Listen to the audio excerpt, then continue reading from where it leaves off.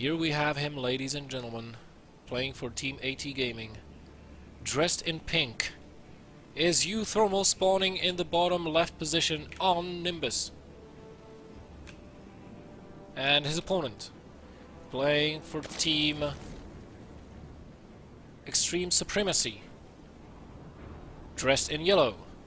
It is the Zerg player Slivko in the bottom right. Slivko probably trying to analyze what went wrong in the previous game, so he took a look at the replay. Tries to be as quick about it as possible, which, you know, is fine. uThermal getting a supply depot at his wall just to be safe. Let's see if he follows this up with a barracks, or if he goes for a command center first. Looks like he'll go for a command center first. He already has 3 SCVs queued up. This is a pretty good map to go command center first on as well, so I mean, there's not much that the Zerg player can do to punish it really hard, aside from maybe bailing Ro8 all in, which, you know, Slivko, he is sending the second Overlord this way. He'll find out too late, however, about the opening of his opponent. So, will it be too late to abuse uThermal's opening? We'll have to wait and see. But uThermal, being the caliber of a player he is, I think he's going to be just quite safe. Slivko opening again hatch pool, probably will get a gas, or, you know, considering the map, he may even play gasless, because the third base is quite a ways away. You can get 4 queens if you want to, or you can take a later third base. That's also an option. Instead of taking it at the 6-minute mark, you'll just take it a little bit later, like 7:30. Some players like to play that way, like to play extra safe, and only take their third base once the creep is extended all the way down there. The spawn locations are favorable, I would say, to Slivko in terms of him being able to maintain that third base, because he'll be expanding away from uThermal, whereas uThermal most likely will be expanding towards his opponent. So, spawn positions favorable for Slivko, the map not so much. Of course, this is the prime location for uThermal to drop later on in the game. So, we'll be keeping an eye on for that, for the drop opportunities. And an SCV scout, now, just because of this, Slivko should know that this wasn't a Reaper opening, elsewise the Reaper would already have been inside his base.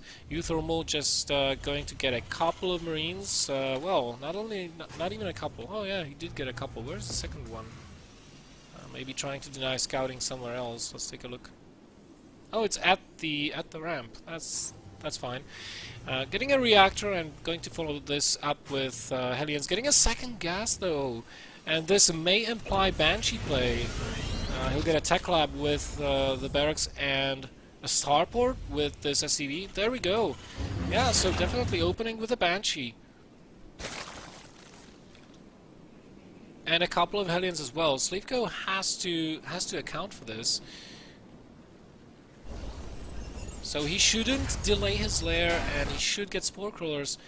It's gonna be a little bit difficult to defend this third base, which he's taken very quickly.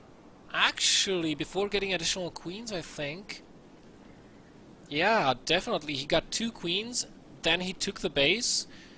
This is why he took it so early. And, you know, of course, this is also as a responsive play to the command center first, but still, with that Banshee on the way, it's... or is it? No, it's gonna be Hellbats. A quick armory.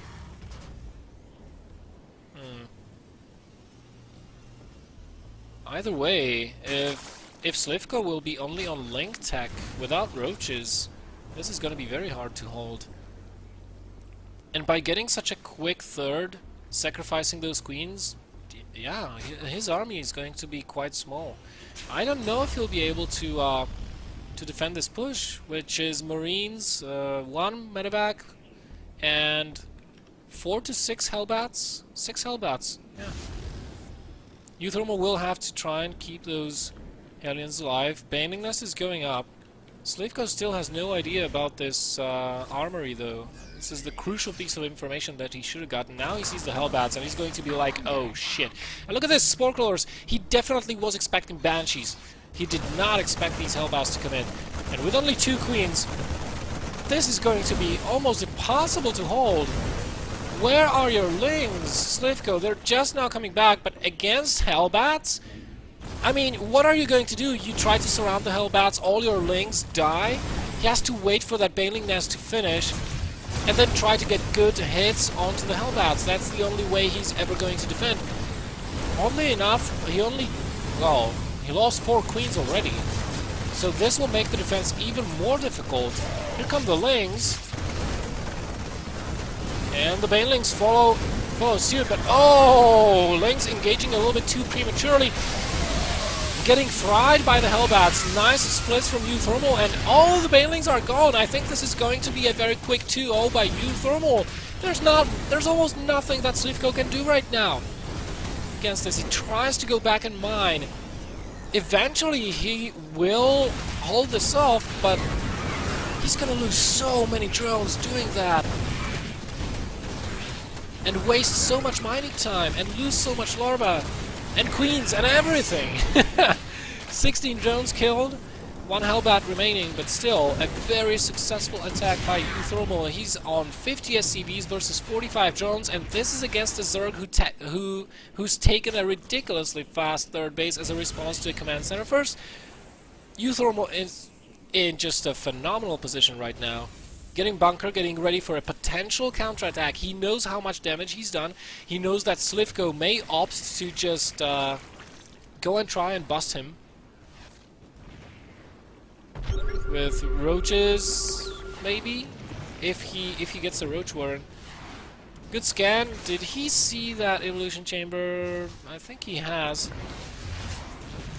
Definitely did not see the lair timing, however. He was going more for what units he's gonna see than anything else. And meanwhile, clearing all the overlords from the map, this Viking already has 4 kills to his name. Wow, Slivko really in a lot of trouble. Supply blocked now as well. And he's probably going to try to go Mutalisks again. But that's not gonna work. uThermal, look how many barracks he's adding on. Oh my god! Combat shields on the way, which means Stim is done. 1-1 on the way as well. Slivko will be heavily behind in upgrades. 80 seconds right now. Another drop coming into the natural base, which is heavily fortified. Nice move from Slivko. He knows that this is the prime drop location. Getting 3 spores there. Oh, wow. Look at that micro by uThermal, getting all those Banelings before they get any hits. More are morphing, but Slivko has to defend with queens and Lings for now. And uThermal, he can keep this force going here for quite a bit of time. If he has good splits, there is a little bit of an area without creep that he can use, but no, he won't. Well, he's still alive here with the drop, but this definitely could have gone a lot better for him. Still, a very cost-effective engagement. Look at this! 6,000 resources lost against 1,750. Are you kidding me? Third base up for uThermal. Add-ons being added on to the barracks. 2-2 on the way? What? And Slivko getting 2 roach wards? This can't be right. He already has one. Maybe he forgot about this, or maybe it's a misclick. Who knows? This is going to be so hard. The creep spread is almost non-existent. Very few Banelings to begin with, considering the size of uThermal's army. Slivko is going to have to fight off creep, or take scrappy engagements against uThermal. And he's under-upgraded, under-gunned. uThermal just playing this fabulously. I love watching this kind of play. Slivko again going for that Link Baneling Roach composition. He still may have a shot in this game, him being Slivko and all, but don't count on it, boys. Still, battles are raging, and uThermal just constantly reinforcing this forward staging point. Now gets the Widow Mine. Nice target firing from Slivko. But, ah, my god, he's holding on by a thread. Only 9 Banelings here with his army. Finally, the Baneling speed finishes, so this will make engaging the Terran army a lot better for Slivko. And with those roaches backing this up, they add a lot of beef to the army, but not much anything else. uThermal again going for that 4th base, which he suspects is already here because it's, you know, almost 16 minutes. Which is the time where he wants to take a 4th. And I don't think the Zerg player on this map, whoever that is ever allowed to get a 4th base against a good Terran. Nice Widow Mine hit, but the Roaches soaked up most of that. Without the Banelings and Speedlings, however, the Roaches will have to retreat. Widow Mine's burrowing once more. They do get a hit, but again on the Roaches, which means the Banelings are still free to roll against the Marines. But off creep, that's not going to work even with Baneling speed. uThermal killing all of those, and this will be just a moment before he regroups and attacks again. Slivko still having a pretty good macro. Actually lacking larva right now. He's spending more larva than he has resources. The other way around. He's got more resources than he's got larva available for him at times. Tries to take the 4th base once more, but uThermal already gunning for that. And I feel like this is the repeat story from the previous game. As long as uThermal can deny the 4th base of Slivko from going up, eventually he will just take this game. 3-3 on the way. Slivko very much behind in upgrades, as we said before.